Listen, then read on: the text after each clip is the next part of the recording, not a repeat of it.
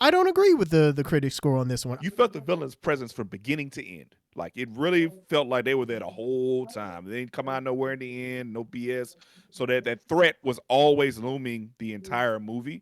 And to me, that kind of gave the stakes. Like you really felt the stakes the entire time. Shazam 1, I really loved. Shazam 2, I liked a lot. I come out of the theater liking a lot. If I watch it again, I probably love it as much as Shazam 1. This is a very, very good film. I don't know what the fuck the reviewers are talking about.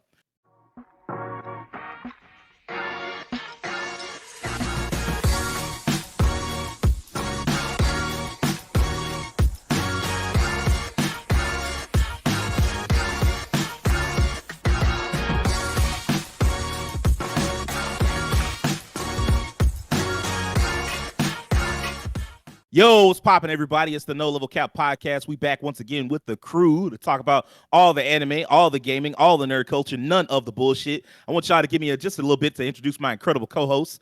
We got the collector of collectors and the master of Twitch, Will Coleman. What's up? What's up, Will? How y'all doing, my brothers and sisters? All my lovely creatures of the night. How y'all doing out there? I'm doing fine. I'm chilling. You know what I'm saying? Just ready to get into this topic about this nice little movie we seen today. We'll see y'all on the other side. Of the night. Next up, we got the Black Daredevil and the secret weapon of No Level Cap, Terrence Flowers. What's good, Terrence? I guess speaking of creatures of the night, with Resident Evil 4 on the way coming out next week, I'm playing through the original, and it's very interesting playing a 2005 game in 2023. I'll put it that way and leave it at that. It's not like a super bad thing, but it's just having to get used to controls from the past in a modern era. So yeah. RE4 is still goated though. That's one of those things you just have to get used to. Like people who play games a lot all the time, like play old games a lot, they don't notice it. But like when you don't do it and you like go back to the past, you like, whoa, what is this control scheme? And it just takes some adjusting. Next up, we got the living cartoon and the man with the golden voice, Rakeem Beck. What's poppin', Rakeem? Nothing much, man. Just ready to get into this review today. I have had a decent rest last few days, and I'm getting ready for a new job coming up this Monday. So looking forward to that. But today is a day that No Level Cop gets together. We're going to discuss some good topics. I'm raring to go. Hey, that's what I want to hear. Next up, we got One Punch Man and the master of combos, Mr. Devin Butts. What's going on, Devin? Pretty good, man. Kind of tired this week because I've had to work like every day. We've had some important people come into my job, and we've had to, do the electric slide to get everything, in order. Yeah. Today was an eventful day at work, but I'm here for this movie review. Pretty interesting. Love this character Shazam. He's kind of I guess you could say somewhat. I used to think he was kind of really a lot like Superman back in the day, but I remember seeing this one episode of Justice League where they fought and like tore up the city. I thought that was cool. So being able to see this movie again, I thought it was pretty dope. So just ready to get into this topic and talk about this movie, man. Lastly, I am Sage Ashford, the man who won't shut up. If you didn't know, No Level Cap goes live every Monday morning. We appear on YouTube for video fans. If you prefer the audio version, we're live on Spotify as well. We're also on TikTok. I want y'all to give us a follow before the government bans the clock app for good. And it's coming, y'all. Like they serious now. They really it's looking like that. Man, they not playing no more. Like every new thing I see about the government and TikTok, they like, we about 3 months away. We about 6 months, somewhere between 3 and 6 months away. I'm like, God damn, y'all don't do nothing useful in this country this fast, but y'all getting TikTok fuck up out of here. Relax. I seriously cannot thank everybody enough for checking out last week's episode. We got to over 300 views, which is pretty badass considering all we did was trash everybody's favorites for 2 hours straight. But let's get into it. Also, one more thing I want to point out. I believe, if I'm not mistaken, this is our 1 year anniversary. Am I right? Yes, it is. Episode 52, Wow. 52 weeks. Yeah. I want to congratulate y'all for being badass for like 52 weeks, consistent, awesome content. And we will get into it by talking about the best superhero movie to come out of 2023. Is that true? Is it not true? Let's find out. So, obviously, Shazam! Fury of the Gods, it's been kind of a little back and forth. It's nice to have like a superhero that's kind of like not A-list, but also not like bottom of the barrel, like, fucking Ant-Man. Like, I like Ant-Man, but like he's not nobody's first choice of nothing. Like I cannot imagine there are that many people out there like, yeah, Ant-Man my favorite hero. Like, man, hell no. Like, you might have a favorite hero that a lot of people don't have. Like your favorite hero, like mine back in the day used to be Iron Man long before the movies. But at least like he was like a B tier hero. Like this, like they started to make movies about characters that nobody knew anything about. The Eternals, Shang-Chi, all this nonsense. Like don't nobody know them motherfuckers. Shazam was a hero that, you know, he was out there for a while. He had, you know, a live action show, which we're gonna get into that a little bit later. They had a cartoon. He had his own cartoon. He's been around for a long time. You know, he, like Devin pointed out, he was throwing hands with Superman and Justice League Unlimited. Like, he's been out there. Like, he is one of, not quite a DC pillar, but like right below that, right below that next tier of heroes. And so I'm pretty excited to have, you know, that back. Like, personally, Shazam 1 was one of my favorite films of the last 5 years, I would say, as far as superhero films go. Easily. Like, it was just a really solid film, and I was super excited to get into this second one. So and I was just trying to cross my fingers and hoping we didn't get like a Wonder Woman 1984 situation. So what I want to know is, what did y'all think of the film? And I want to start with Devin. I thought the film was pretty good. I did like the playful nature of it, because Shazam, it is like a kid, you know, turning into this adult character of a superhero. And I kind of think it was like a Power Rangers-esque version, which you see all the Shazams, all the different colors, is like kind of gave me that feeling like a Power Ranger group. I think Darla was my favorite character for sure. Just her and the unicorns, just like her. I'm not gonna say she was clueless, but it's like almost treading the line of clueless, and like, I don't know, I just love the character. Freddy was pretty dope. Kind of like the difference between like him being this kid with the he has like this handicap, and then he turns into this, like, you know, Mr. Power. It's like, okay, that's like a super juxtaposition to his who he is as a kid. But I think the film was pretty dope. I like the start of it. Was just like, it reminded me of some other movie where like they start off in this museum, and which is kind of a usual thing. That stuff pops off. Some ancient tech is being stolen or something like that. Not Black Panther, huh? Like OG Black Panther? Yeah. I mean, like, I think Killmonger did bust. Well, he definitely busted into like a museum and was like, "Hey, man, y'all ain't even supposed to have the mask on." Yeah. Same. They had on. Yeah, they had on disguises too. So yeah, pretty much the same thing. The Atlas sisters came in there, and the two oldest Atlas sisters came in there and took the staff. That scene kind of has some humor to it. The guy was like, "Please don't do it. Please help save it." They was like, "We got you. We got you."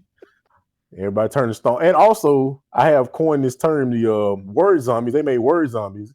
Cause they go into ear and whisper in your ear, turn into basically a zombie. They go and whisper into somebody else's ear, which I thought was kind of funny. I thought they were gonna start eating people. Like, he's like, hey, I did too, bro. Gives new meaning to, hey girl, let me whisper something in your ears.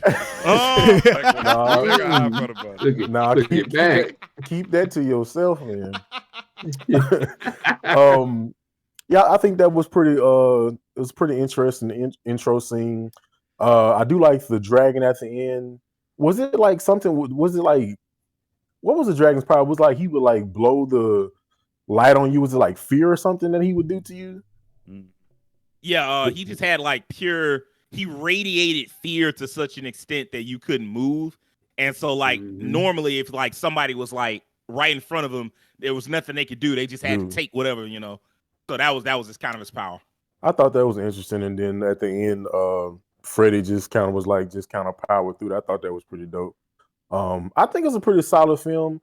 In my mind, as I'm watching, I'm kind of comparing it to how I felt about Ant-Man, Into the Quantum Mania. I was gonna ask, but I wasn't sure, like, because it is one of those like, oh, why are you pitting DC versus Marvel? Even though it's like really just that was the last superhero film that we watched. Yeah, so. It's just, you know. Right. But yeah, what did you think, like, compared to Quantum Mania?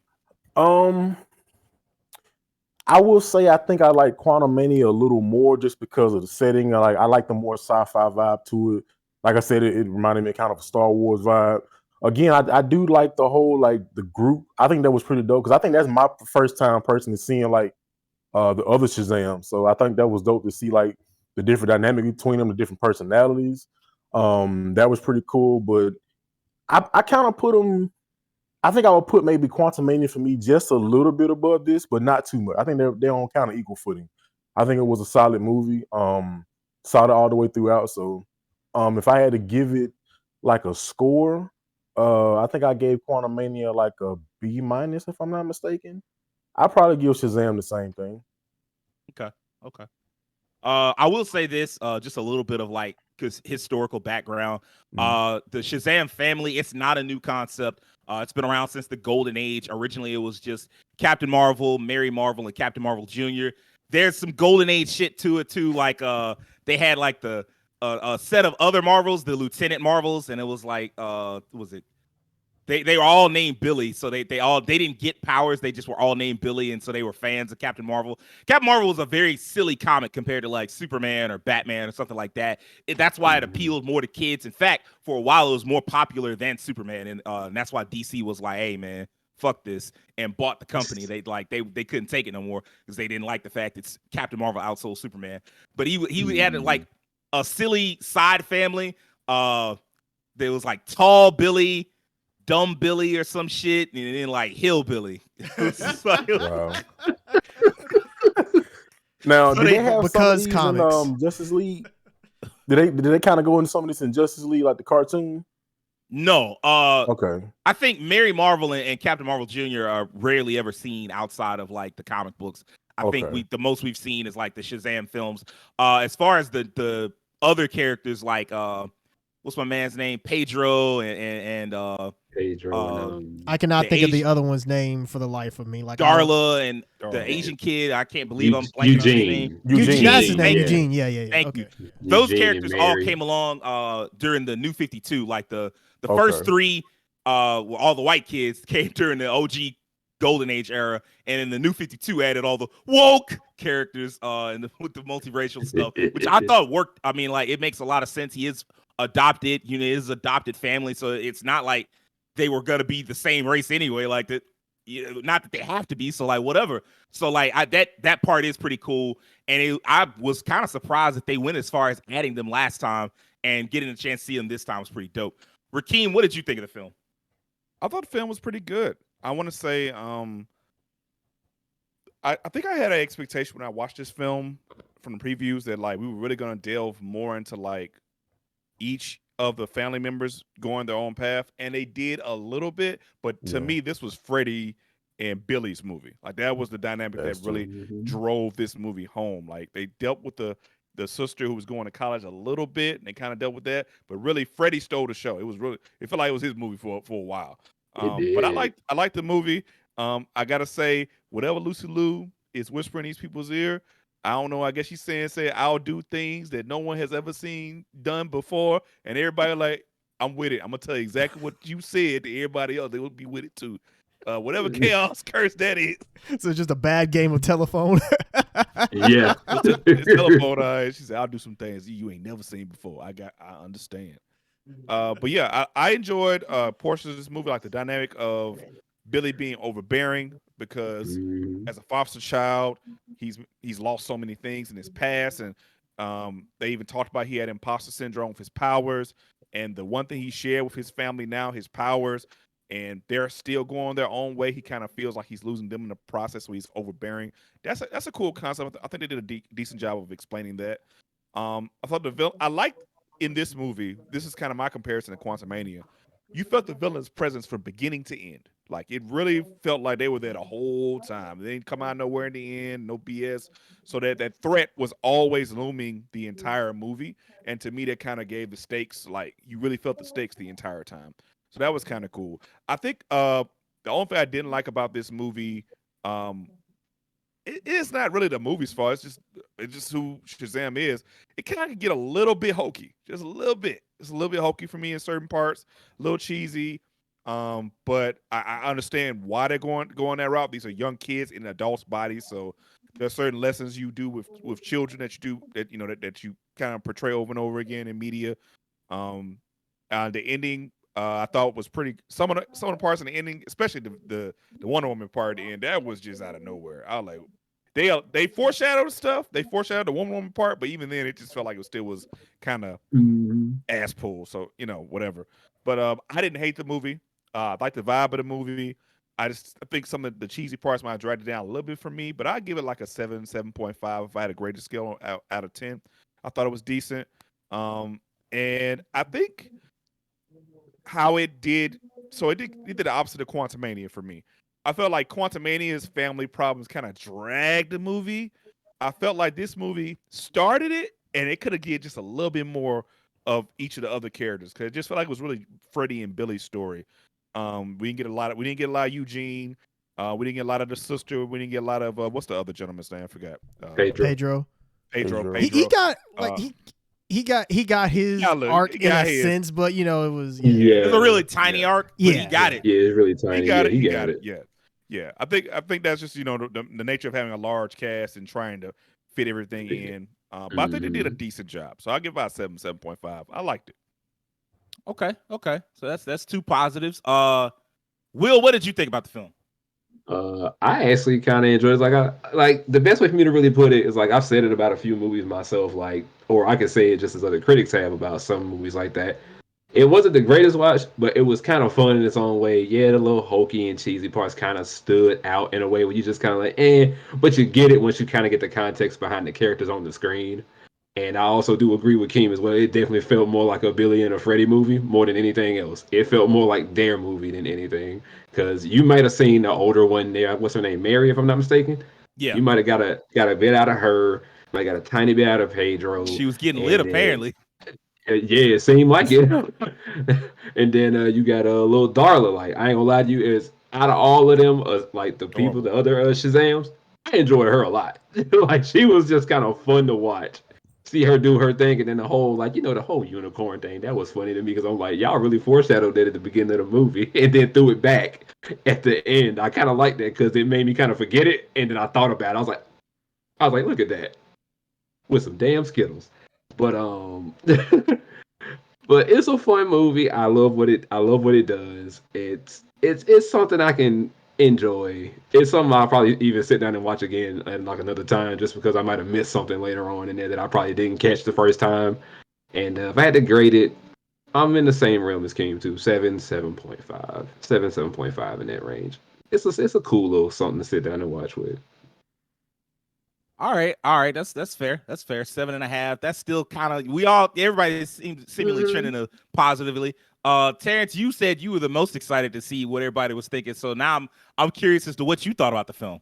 Yeah. So going into this, I was concerned because I looked at the critic scores for the movie and it wasn't looking too good. It was looking along the lines of Ant-Man, and I was like, oh boy, are we really gonna head into another like mediocre superhero movie? Is this year just going to be a year of mediocre superhero movies? And I'll be honest, this is a time where I don't agree with the critic score on this one. I saw the audience score was higher, and I'm glad that it seems like the audience, for the most part, is kind of trending positively toward the movie. Like, it's not like high praise or anything like that, but people are liking it for the most part, and I do. I think there's a lot of things to be enjoyed about the movie. There are some negatives, and I'll kind of like talk over them both. For one, like the Shazam family, just the actors. You saw a little bit of it in the first film at the end when they all showed up, how the adult versions of the kid characters, how they keep their mannerisms and everything intact while still being adults. And they do that in this movie as well. And it's just they do it so well. And the person that I really want to give a shout out on this one is Megan Good. I think Megan Good does an amazing job as Darla. She does an amazing job of maintaining that childlike innocence and the purity, the innocence, and like the mannerisms of the kid actress, Faith Herman, I think is her name. Forgive me if I'm. That's right. Yeah, but yeah, she does such a good job of maintaining that while also being an adult, and all of them do. It's just that I feel like Megan Good does the best job of it. I mean, Zachary Levi, he's great. Okay, yeah, so I've always been a little thrown by Zachary Levi because it just feels like what is it, Asher Angel? Yeah. Billy. Mm-hmm. Yeah, it feels like Billy is older than Zachary Levi's playing Billy. Yeah. That's And- actually something well, I'll let you go ahead. Yeah. No. Go ahead. You good. You good. I was gonna say that is something that I was going to address as like a con. Is that I think that well, you go ahead. Whatever you had to say about it, you can go ahead. No, I mean, I guess I kind of understand to like a certain extent because like otherwise, because like first off, Billy's damn near grown anyway. Yeah, he's like about 18. He's about to turn 18. They say that in the movie. So, I guess he could. I don't know how you capture the same childlike wonder of Shazam if Shazam is like, oh, I'm just an adult. Like, so I guess I can kind of see what happened there, but I'm also just like, it feels like Zachary Levi's playing somebody that's like 12 or 13, maybe 14. And meanwhile, Asher Angel's just like a regular fucking teenager. And it can be kind of off-putting. And if there's one really negative thing I have, it's that. Okay. Yeah, that is something I was going to speak on. I like the actors.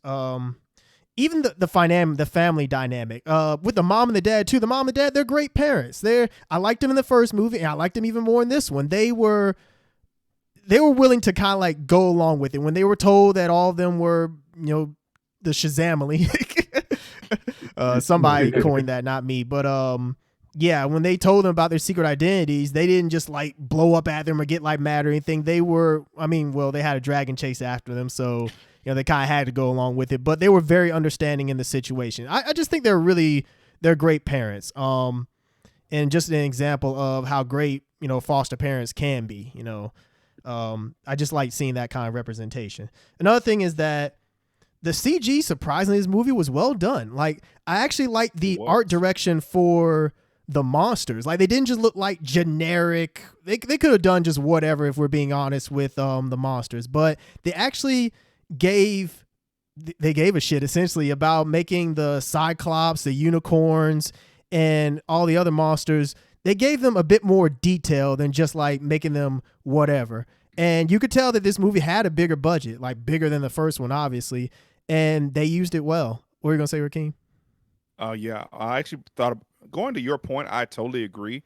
And I think you watch the credits at the end of this movie, I actually pointed at, look at how many digital artists worked on this movie. Yeah. It felt like it was it's like 200 people. It's like boom, boom, boom. It's like so many people worked on the digital assets for this movie. So there was a lot of people behind those creatures. Yeah. Designers of those creatures. So it really showed. Yeah, and it seems like they were given time, which is the main thing that I hear a lot of CGI artists. That's the important thing for them is time to put in that detail work to make it look good. Because if you rush it, then that's when it starts to look like not as convincing.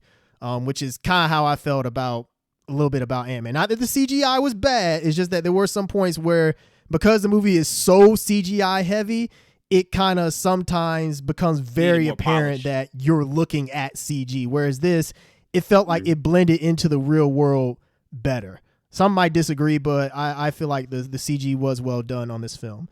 In terms of the cons, I feel like they could have trimmed the movie a little bit. And what I mean is that there were some scenes where I know like the runtime isn't that much longer than the first film. It actually might be the same or even shorter, but it feels like some stuff they could have picked up the pace a little bit on it. Like, it just seems some scenes where it felt like it lingered, and I have to watch the movie again to like pinpoint exact points where I feel like they could have trimmed it. But just overall, there were times where I felt like it was a little draggy and it could have picked up the pace a little bit more and made it a more cohesive product concise product that I think would have been easier to watch, like for like repeated viewings.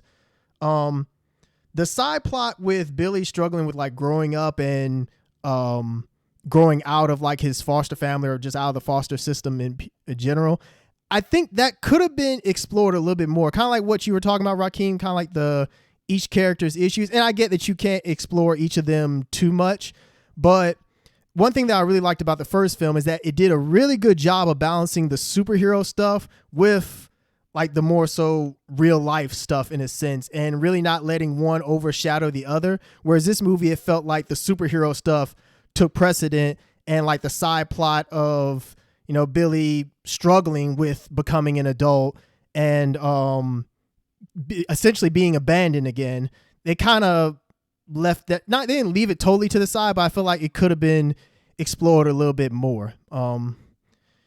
And the last thing is, and I guess this kind of leans into what you're talking about, Sage, and also it leans into the thing with Billy struggling with growing up, is that there were some points where it felt like, well, no, I guess what I'm getting at is what you're talking about with Shazam's like kid actor. What's his name again? I think Asher Angel. Asher Angel, that's it, correct. Yeah, it's I feel like, they let Shazam be a little too jokey in very dire moments. Like the moment where his mom is essentially asking him to like let her see him like Asher Angel again, and like he goes to Billy, regular Billy, and he's very serious in that moment. And then as soon as he returns to Shazam, he's like very jokey again. And I kind of get that there's some people that have seen it as like Shazam is Billy's way of being able to kind of like let go and not have to be as serious, which I can understand that because they're all kids. I get that. But it just feels like there's times where it leaned into the humor a little bit too much. It's not that the humor was like all misfires or anything like that, because there were some times I felt like that in Ant-Man, but in this one, it felt like there was just a little too much of it when there didn't need to be. It's like sometimes for these serious moments, you need to just let it be serious. You don't need a joke to take us out of it. It's like, yeah, they're going through some serious stuff. Let that be. It doesn't have to, you don't have to throw some joke in there to provide levity for it. Let us process that as it is. So overall, I did enjoy the movie. Enjoyed it a lot more than I thought I would. It's not better than the first one, but it's not like much worse in any way. I'd say if the first one is like an 8.5 or B plus, I'd give this one maybe a C or a C plus, like maybe 7.5, which is trending along the lines of what you all are talking about. So yeah, those are my thoughts on the film. I thought this, I agree with Terrence. The reviews definitely misled me on this one. I was expecting something much worse than what we got. I really like, these are the kind of reviews and shit that we saw out of this is what we should have saw out of Wonder Woman 1984. Because I remember the early reviews on that were like shockingly glowing, and I'm like, for what? This shit is trash. Like it's not a very good film. And so like to see that applied to this, I saw somebody online earlier before we did the podcast say, I think maybe the reviewers are kind of done with superheroes, and so like they're. That's something I wanted to say. I agree. I think that now if your superhero movie doesn't stand out in some major way, then it's just kind of going to get critically put to the side. So I agree with that sentiment. Yeah. Like it's just like they just go ahead, King. Oh yeah, I was bouncing off of his point. I was like, to me in my mind while I was watching this kind of feels like a lot of the ideas and tropes of this feels like kind of like those old 2000s superhero movies. That was definitely what I was about to say. Yeah, very traditional compared to what we get today, which isn't a bad thing because that's kind of what makes Shazam special. But I could see like if you were just tired of that, I could see you kind of being kind of over it. That might have been one guy. So that's why I was bouncing off of what Terrence said. That is what I was gonna say. Like, I will say this insofar as things being old school. I thought the villains were kind of like they had that proper level of menacing, and I think Devin said this that they were constantly. Was it? It was either Devin or Rakeem talking about how the villain was just constantly present. It wasn't like they was just in the background the whole fucking time. Like they were everywhere. Like you couldn't get away from them, and it just felt like, hey, it's not. I think even Savannah, from the dude for the first film, he wasn't present like this because he was kind of trying to figure his own shit out. And in doing so, like he was trying to get his powers, figure out magic, all that shit. And in doing so, that actually allowed for there to be a little bit more focus on Shazam and his civilian identity. Because when you have a villain that's this present, that is doing this much damage to like the world or like city of Philadelphia, at least, we have that kind of villain, you kind of stuck. Like it ain't no time to be like, so you got to be the Philadelphia Fiascos or whatever the fuck. Like, the Philly Fiascos. You got to be in the costume. Was SOL after that movie. They got man. I tell you what though, out of all what you said about the campiness and the like the jokes, the one that hit for me was like, we got to make sure the bridge don't fall. Then the next scene's like, the bridge is collapsed. It's like, bruh.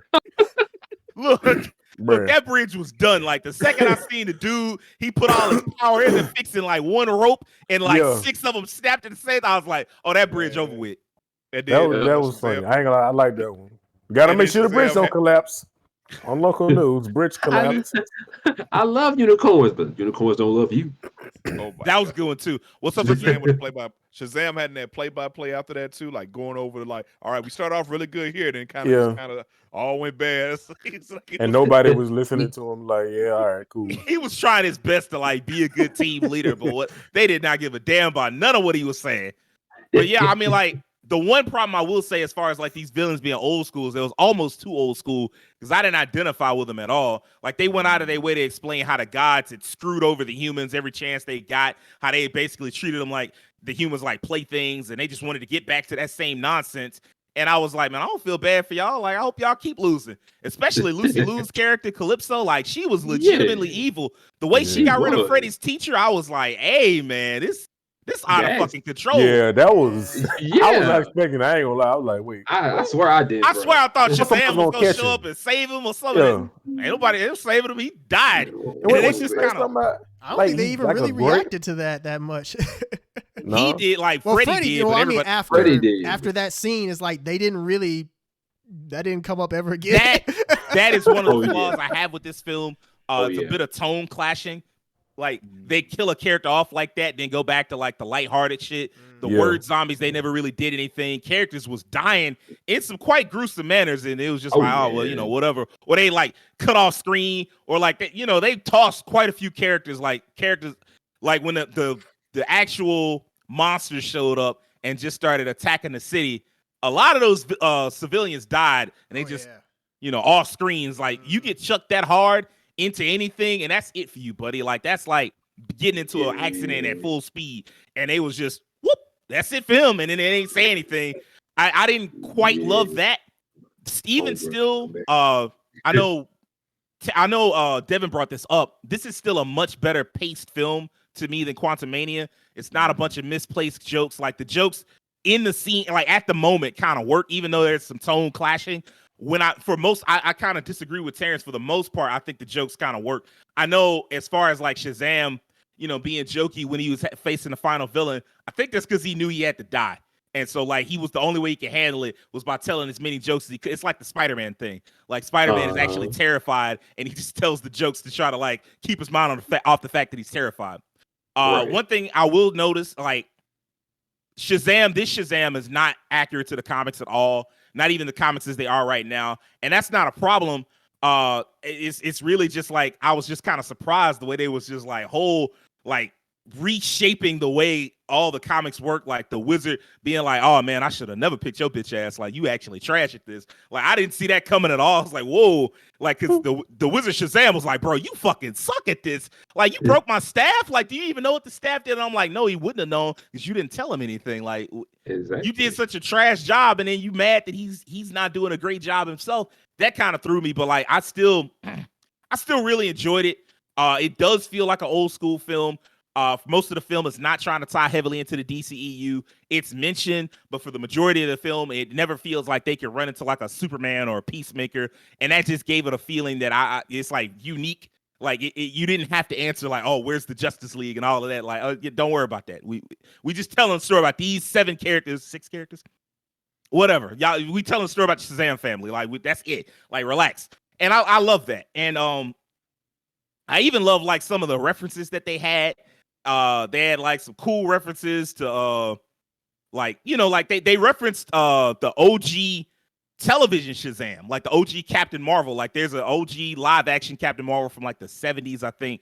And it's as cheesy as you can imagine. It was on some like 1970s Hulk type stuff. Dude would say his little magic word, and you know, he'd be replaced, and it was a different dude with like a kind of similar looking face and haircut, and then he'd have the costume on, and they had that guy in there wearing like the actual Captain Marvel colors. I thought that was cool. And then they had one other really cool reference to comic Shazam that I really fucked with. What's up, Will? Are you referring to the scene where he crashed from being hit by the dragon, and everyone looked at him like, hey, it's Captain Marvel. Hey, this is that. Hey, high voltage. I looked it up. The old guy in the red and yellow shirt, he's the original Shazam from the show. Yeah, that's what I was saying. Like, I looked at that. Yeah. Mm-hmm. Huh, that's neat. Yeah, that was really dope. Like, that was a great scene. And then they kind of had snuck in a reference to OG Shazam. Like, the way the powers work in the comics is that it doesn't duplicate the powers. Like when he gives out his powers to other people, the rest of them lose powers. Like when he gave his powers to his sister Mary, he's now at half strength. When he gave his power to like Freddie Freeman, he's now at 1/3 strength. And they split the powers up, and it made like they were all weaker, but it made it up individually because they all had like their teamwork together. And you kind of tell when Billy's the only one with the powers that he's kind of more powerful, he's faster, he's stronger. That's why when he's fighting Calypso that last time, he doesn't really struggle for most of the film. He's just like, hey man, I'm just giving out hands, and like he was able to just steal the staff really easily and shit like that. Like I did like that little shout out. And the one thing is like, there's a lot of foreshadowing. Like they set up a lot of stuff, like. Even like as we was riding back home from watching the film, my roommate Tyler pointed out, he was like, yeah, as far as like the battery when it exploded and shit, he was like, yeah, they kind of foreshadowed that when he was in his room and they had that like the little electric lamp and it just kind of shattered. I was like, oh, that's dope. Like they really put some thought into how they set this film up.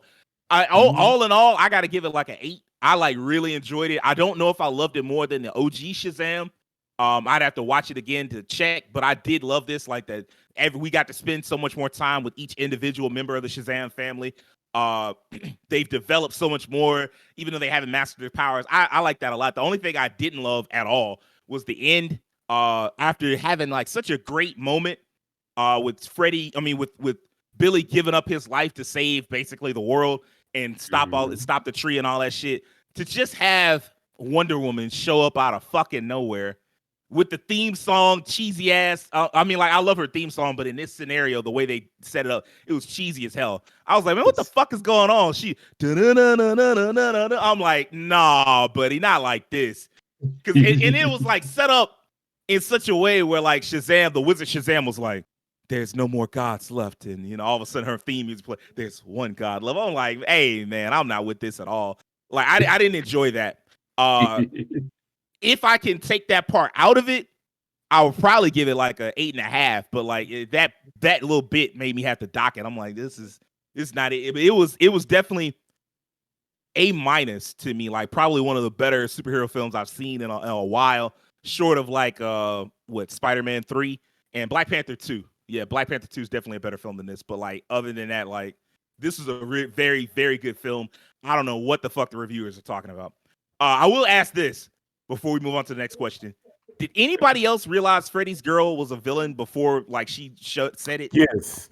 Dude, I saw it as soon as she sat at the table. I was like, if I just watched too many of these movies, I'm like, bro, I'm sitting the whole time, bro. Something finna happen. She finna do an evil smile. Something finna happen. I knew it. As soon as I saw him, like, bro, come on, man. I just couldn't like, it was something about it, like the way she was. I was like, one of two things is happening right now. Either she's like obsessed with superheroes and that's the only reason she cares about Freddy, or she is the villain, or she is one of the villains and she's like trying to get some info on it. That was the only thing that it could have been. I thought that maybe she was in disguise at first, like as one of the sisters. I thought that at first, but or like what you said, Sage, is that I thought that maybe she was just like a superhero fanatic. I think either way, had they played it as like a fanatic, that might have been a little. I could see that kind of not working out as well. I think it was fine to let her be a villain. I mean, she wasn't really a villain in the end. She was less of a villain. She felt like she was more misguided. Like her older sisters that kind of like pulled her into it, which made no sense when she found out she was like 6,000 years old or whatever the fuck. I didn't like that. Like once they revealed her age, I'm like, it don't make as much sense for you to be misled like this. But Freddie kept saying, he was like, "Oh yeah, I'll take you to him. I can show you." And I'm like, she trying to get to the rest of them. Something ain't right here. She's trying to be like, I'm gonna capture y'all or something. It just felt like I agree with Devin. Like I think after a while you see too many of these and you just like, all right, I kind of see what's coming. The next question I wanted to ask y'all is, as we're winding down on what's left of the DCEU, where do y'all feel like the Shazam movies stand with the DC films? Will, what do you think? That's a tough one. Just to let it be known out here, my wonderful people, you know what I'm saying, my ladies and gentlemen, my creatures of the night. I'm just gonna tell y'all now that I hadn't watched every single film in the DCEU, but I watched definitely if I had to look at the list and be real with you, I've watched at least a good half of them. So if I had to put it somewhere, I'd probably put it in like the middle. Because at the top of my list, I mean, honestly, it's Man of Steel. But I mean, truly, I don't know where else to kind of put it. I have to put it somewhere in the middle of the list. Like, I really don't want to go through a whole list right now, but middle of the list is kind of where I would put Shazam too at this point. Well, I actually just meant the Shazam films as a whole, but yeah, I mean that's fair. Oh, as a whole, I mean, the first one is above it in my opinion. So Okay, first one is above it, but so let's say like what if I had to go from 1 to 10, Shazam 1 is 5, Shazam 2 is 6. Okay, I feel you on that. Terrence, what do you think, man? So in terms of ranking, I'd say out of all the DCU films, I think Wonder Woman 1 is the best of the DCEU films. I'd put Shazam 1 right after that, and I think Shazam 2 would probably fall not too far after Shazam 1, I think. Looking at my list, like my top 5 for the DCU is like Wonder Woman, Shazam, Aquaman, The Suicide Squad, and Shazam 2. So Shazam, it'd probably be like Wonder Woman, Shazam 1, Shazam 2, Aquaman, and then The Suicide Squad. I guess that's where, that's probably where I rank. I'd rank them in the upper part of the DCEU. They're definitely some of the better films, like in comparison to the others that can be decent to just flat out bad. I'm looking at you, BVS. So yeah.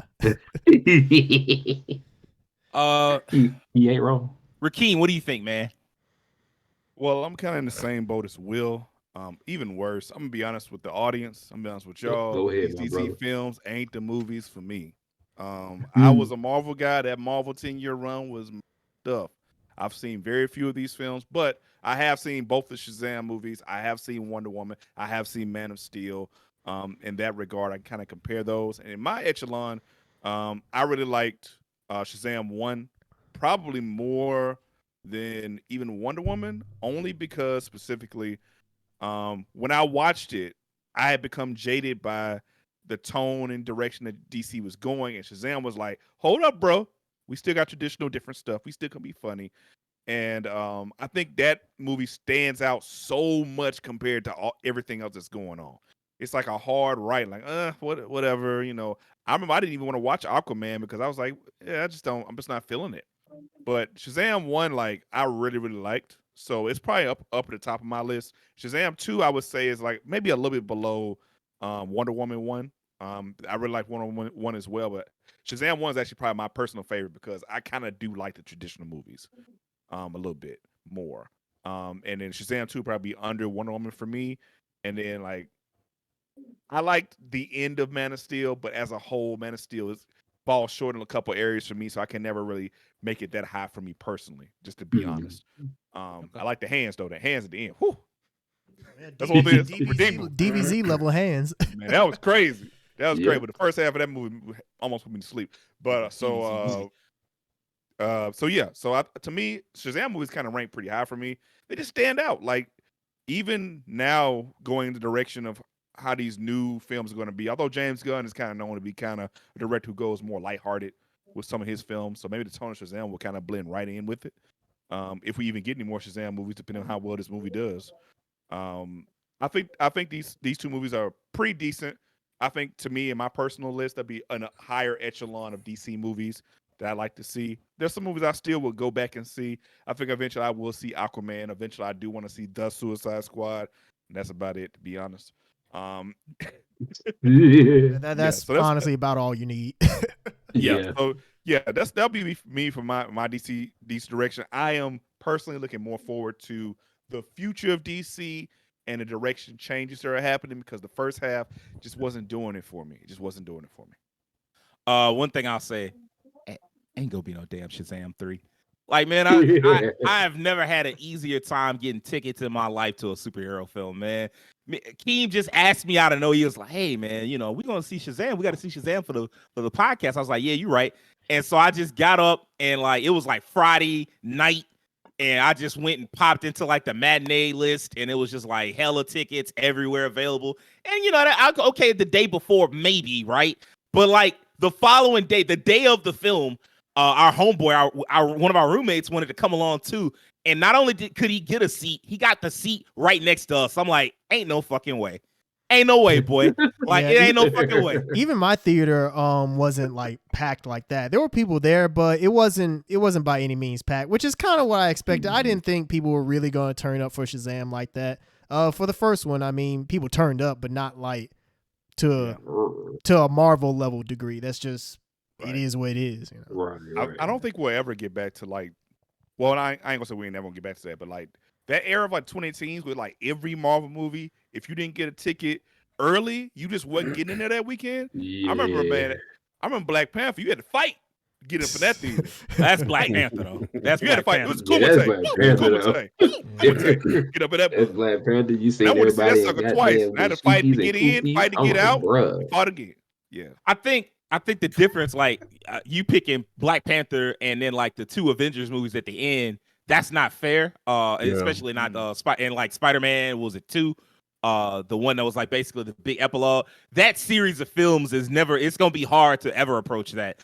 But I don't think it wasn't as hard to go see like, I don't know, Ant-Man 1 or like Doctor Strange. Those films were always packed, but it wasn't like you had to fight to get into them, like Keem said. Because I mean, like, it was hard to go see those films.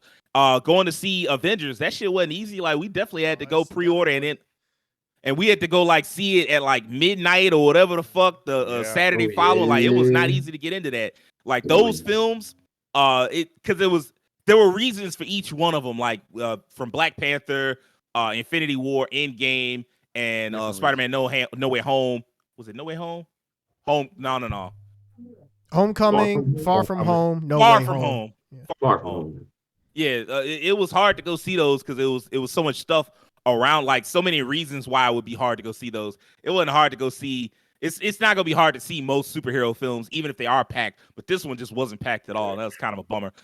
Devin, what would you place? Well, actually, I'll go next. I'm gonna be honest with you as far as like the DC films. Like, I love DC comics way more, like slightly more than I love Marvel comics. Like, it's probably 55-45 in favor of DC comics. But like, the films have always been kind of ass to me. I would put Shazam 1 and 2 kind of on the same level. I'm not sure which one I like better. I'd have to go back and watch Shazam 1 again.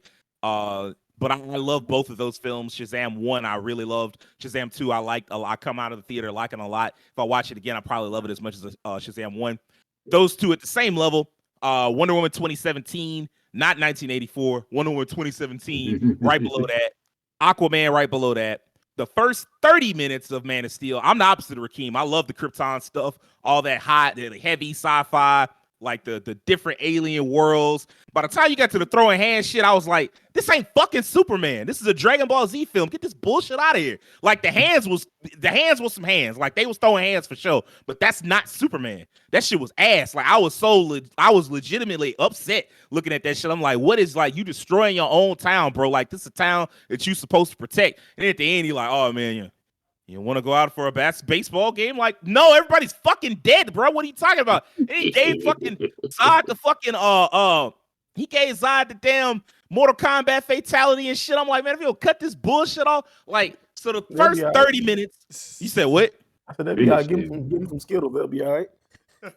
No, tasting the rainbow wasn't gonna say this man from that ass whooping. But yeah, I just. And like they specifically, like, Zack Snyder just did not know what it took to get like a proper Superman film. Like, as somebody that has read not just the comics like Injustice or like Kingdom Come, where everything's all dark and depressing and shit like that. Somebody that grew up reading Superman and has been reading a lot of old Superman lately, like, that guy didn't get Superman.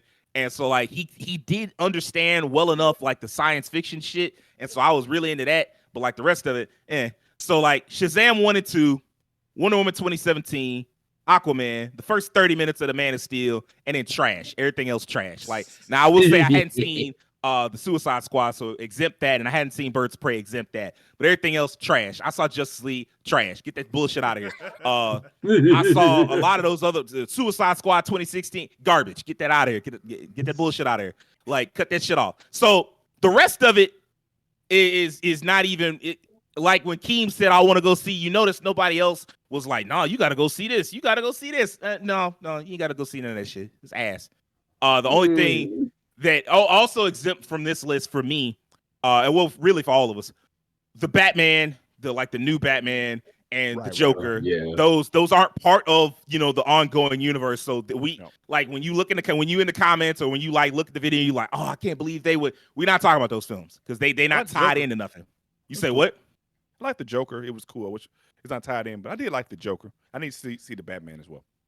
I mean, I just can't. I refuse to see the Batman until they put out a movie with like the Bat family. Like until I see Robin, Nightwing, Batgirl, some of them characters, I'm not watching no more solo Batman films. Get that shit out of here. Devin, where does the Shazam movie stand for you? So for me, just like Rakeem, and I think Will mentioned, I am more of a Marvel guy. But I am kind of opposite on one of these movies. One of these movies is my clear favorite, Man of Steel. I know me and Sage had this conversation. I know for a while he's always like, man, why Superman destroy the city, man? He out there, come on, man. So I've had this conversation with Sage a while, but that is one of my personal favorites. Actually, the fighting was part of the thing that I really did love about that movie. It was Dragon Ball Z. Even like me and my brother watching, he's like, man, it's almost like the action, like how the fighting was in the Matrix itself. It was a lot more well done. But I mean, I can't see where you're coming from. It was DBZ's, but I enjoyed it. I watched the Suicide Squad. It was okay.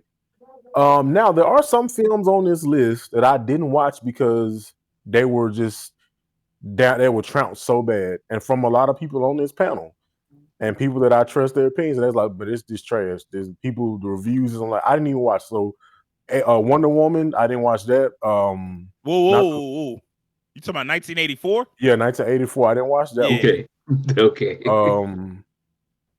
What else? Black Adam kind of fell on his face. The movie that destroyed The Rock. Batman versus Superman fell on his face. Did it for The Rock. So those three like automatically kind of go to like kind of bottom three for me. Zack Snyder's like the Justice League, like the whole like 4 hours thing that just kind of turned me off. I'm like, bro, I'm not finna. It's not worth 4 hours. I watched it. It's not worth 4 hours. It's like I didn't watch a little bit better than the original Justice League, like Josh Whedon's Justice League, but it's not like a whole letter grade better. It's like we went from like a D to a D plus. That's it. You still I'm like, bro, I spent too many years. I spent too many years when I was younger spending 3 hours in the theater watching Lord of the Rings. I ain't got time to be in the theaters watching a 4-hour movie. Cause I'm gonna be asleep anyway. Like, are you gonna capture my attention for 4 hours? I wouldn't sleep on Lord of the Rings. Those were some good movies. So if you ain't finna keep my attention for no 4 hours over just a little bit of adding this, and come on now. So those I would just automatically put those to the bottom. And to me, my number one would be Man of Steel. So if I had to put the new Shazam movie in here, it would be like in the upper half. And I kind of feel like this movie, about the way I did about Quantumania, I think it's a decent start to something. Like I said, it's not a bad movie. Like we've all kind of been like, it's like an average in the mid-range grading. So I would probably just put it like in the middle somewhere. Definitely above Black Adam 84, Batman versus Superman. So it's definitely above those. So I would say it has a fighting chance to be within mid-range. So that's why I would put Shazam. All right, that's fair.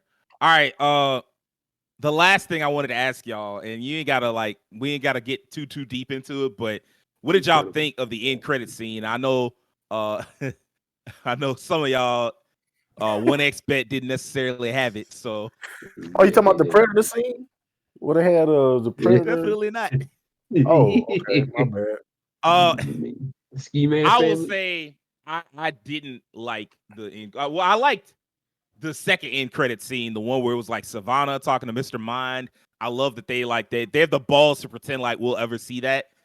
Even though Mr. Mind, like as a like he's a tiny little worm or whatever in these two movies, and he's usually that.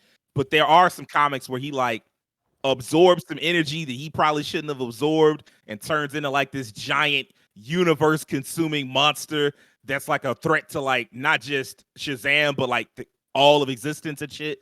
And like you could go that route if you wanted to, but I mean like most likely when we see Shazam again, it'll be in like team scenarios or like a cartoon or some shit like that. I don't see a world in which we get a Shazam 3. So some of these I'm just like, I don't love the mid-credit scene because first off, I hate that Black Adam kind of ruined the Justice Society. That's one of my favorite super teams. And then they just turned it into like a group of geeks that can't stop one fucking Superman knockoff. And then also, why is Amanda Waller attached to him? Like, what the fuck is that bullshit about? Yeah, that like, was weird. Yeah.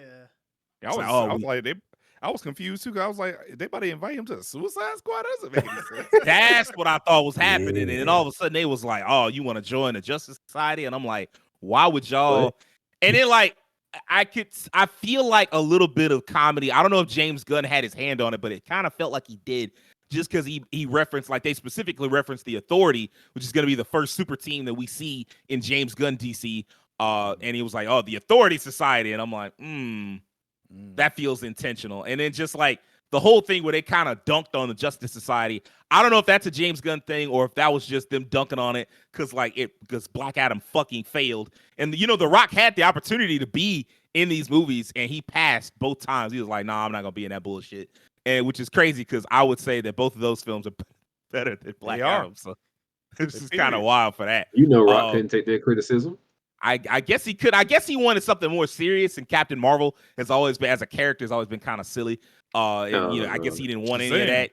And then, like the idea of him losing to that character because he would be the villain was, you know. Yeah, it's crazy that we live in a world where we got a Black Adam movie and a Shazam movie, 2 Shazam movies, and neither of them have anything to do with one another. It's crazy. That's what happens when you got like a star that has too much power and they don't know what they're doing. Because, like, quite frankly, there was no reason, like, coming out of Shazam 2 and coming out of Black Adam, the only thing that should have been on everybody's mind was, all right, well, it's time to see him fight. Like, we've got Black Adam's origin story, which is what Black Adam 1 should have been. We've got Black Adam 1, we've got Black Adam's origin story. We've got the Shazam family set up. Like, let's have Black Adam come and be like the threat that, you know, like the ultimate threat to Billy Batson and his family. And instead, like, you'll never see Black Adam in theaters again. Like, that's never gonna happen. Like, he was so even like they probably don't even want to cast another person to play as Black Adam, both because like that's just not what we do these days for the most part. And then also because they probably looking at all the other DC characters that they could draw on, and they're like, fuck Black Adam. Fuck, like, because Warner Brothers was pretty pissed about what The Rock did as far as like trying to force Superman to show up and all of this. Like he kind of like overplayed his hand. And so like just out of pettiness, they probably gonna be like, man, fuck Black Adam, fuck that character, fuck The Rock. And we ain't gonna deal with it no more. And so like now going forward, we probably never see that. And it's a shame because that could have been a good movie. But you know, it is what it is. Terrence, what did you think of it? The mid-credit scene, I thought it was weird just because it's like, where is this going? And I kind of wondered if like, yeah, it was just a one big joke just because it's like obvious that James Gunn has come in now, so you're not going to get anything that they're going to set up in these movies. So unless it's like Elseworld stuff, and it's like, why would DC fund, and like we've been talking about, like why would they fund a Shazam 3? That doesn't really make any sense. This one ain't gonna make no money. Yeah, but yeah, the mid credits was fine. Yeah, like you said, it's weird that Amanda Waller was like, they're trying to turn her to Nick Fury, and it's like that's not quite the way they go about it. Wow. Not the way to do that. Yeah, that's definitely not who she is. Yeah, they want her to be her own Nick movie Fury. too. She's getting her own TV show, I think, right? TV show. Okay. Yeah, she's getting her own Waller. TV It's show. called Waller, isn't it? Yeah. You're right, Will. Yeah. Yeah. So the mid credit scene, I mean, I guess it was fun to, you know, poke fun at the Justice Society, but I mean, that's not gonna go anywhere. So it's like, it's kind of whatever. I do like the end credit scene just because it's funny for them to finally revisit that technically 4 years later now, and nothing's going to happen. the fact that scene was even in there at all, I thought was really funny. And because I rewatched Shazam 1, I watched it a day before watching Shazam 2. It was even funnier. Yeah, it was even funnier to see that again because like, oh yeah, that is a thing that happened. And I'm really glad I rewatched Shazam 1 because it allowed me to compare the two movies better. And also just, it was Shazam 1 is just a really good movie. I really enjoy it. But yeah, the end credit scene, that one was funny just because it's fun to see Dr. Savannah show up again. And then what's his name? Mr. Mind? That's correct? Yeah.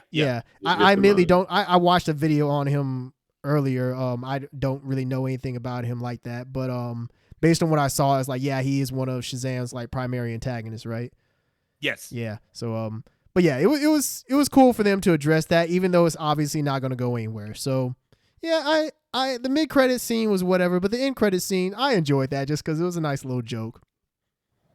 I will ask those of you who watched on 1xBet, do y'all want to say anything? You don't have to. I will say about the Amanda Waller thing.